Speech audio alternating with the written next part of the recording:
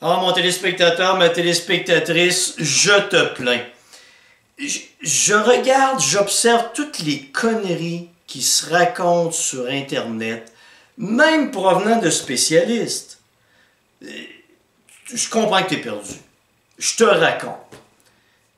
Il y a un spécialiste, un gars aux États-Unis, avec un doctorat comme moi, quelqu'un de très connu. Mais l'exercice, l'alimentation, la physiologie, c'est pas son domaine et ça paraît. Alors lui, qu'est-ce qu'il fait?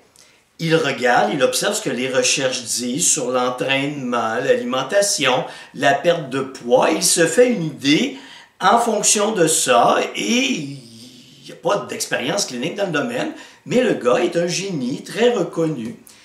Et arrive la personne qui lui pose la question.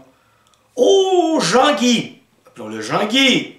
Oh Jean-Guy, je veux perdre du poids rapidement. Que devrais-je faire? Jean-Guy lui répond, tu ne devrais pas manger avant 2 heures l'après-midi. Jeûne très étiré, très allongé. Tu ne manges pas avant 2 heures l'après-midi et tu bois du café le matin. Alors, qu'est-ce qu'il nous montre? La photo d'Alfred qui a demandé le conseil à Jean-Guy, qui est passé de dodu à maigre. Et là, étant donné qu'on est dans un monde de performance, pas un monde d'intelligence, hein? Un monde où on veut que ça aille rapidement. Dr Jean-Guy a donné un conseil de jeûne presque absolu, mange pas avant 2 heures, hein, bois du café, pour obtenir ces résultats. Et il présente ces résultats comme étant magiques.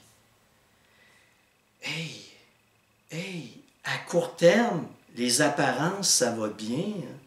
C'est vraiment spectaculaire. Oui, on est fiers de Jean-Guy, on est fiers d'Alfred qui a suivi les conseils de Jean-Guy. Mais ce que Jean-Guy ne nous raconte pas, il n'a pas fait de mesure. OK. Alfred, à qui tu as donné les conseils et qui est rendu aussi maigre,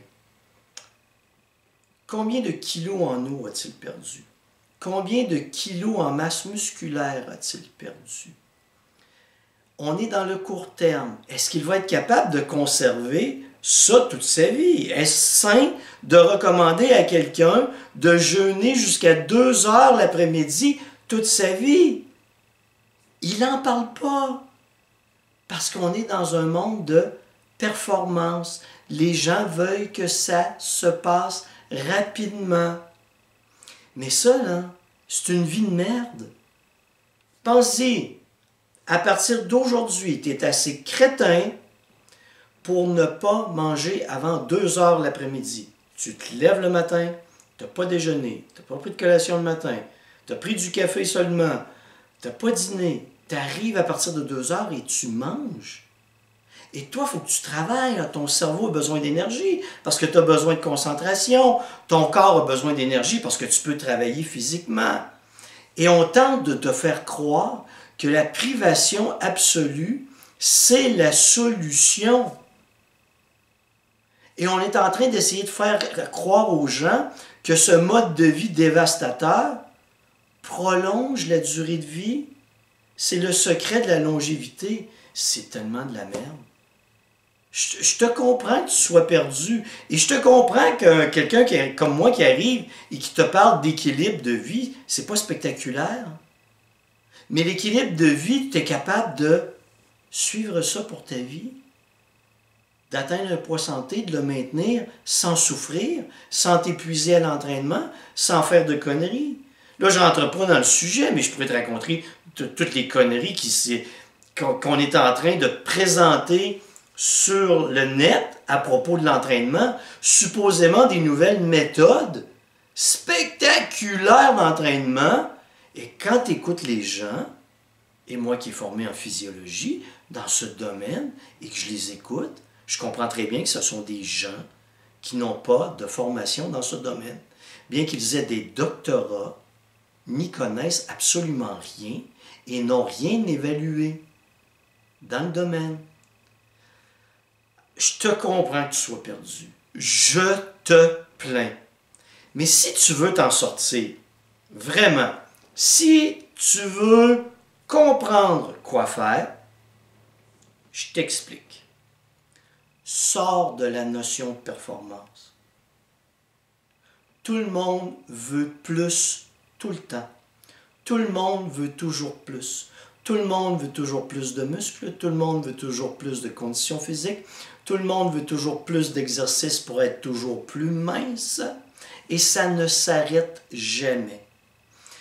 Et quand tu es à la recherche de toutes ces choses qui en sont en lien avec la performance, tu es prêt à aller très loin et tout près de la destruction de ton corps, de ton métabolisme, pour arriver à tes fins, à des objectifs qui ne font aucun sens.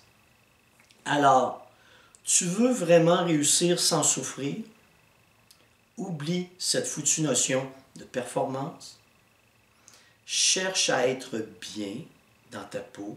Cherche l'équilibre de vie, le juste apport en calories, protéines, lipides, glucides pour que tu ne souffres pas de la faim et ne t'épuises pas à l'entraînement. Tu vas atteindre ton poids santé, tu vas le maintenir pour le reste de ta vie, tu ne le feras pas de façon spectaculaire, tu vas le faire de façon silencieuse, progressive, mais tu vas atteindre tes objectifs. Et ça va durer pour ta vie. Et tu ne souffriras pas, tu n'auras pas une vie de merde, une vie de misère où tu penses que ta réussite repose sur le fait de ne pas manger avant 2 heures l'après-midi.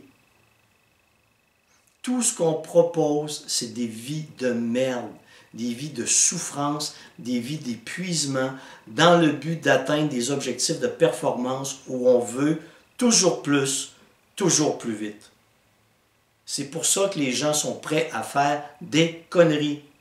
Mais quand tu peux atteindre les mêmes objectifs plus lentement, mais de façon plus durable avec l'équilibre de vie, moi personnellement, je vais toujours te proposer l'équilibre de vie.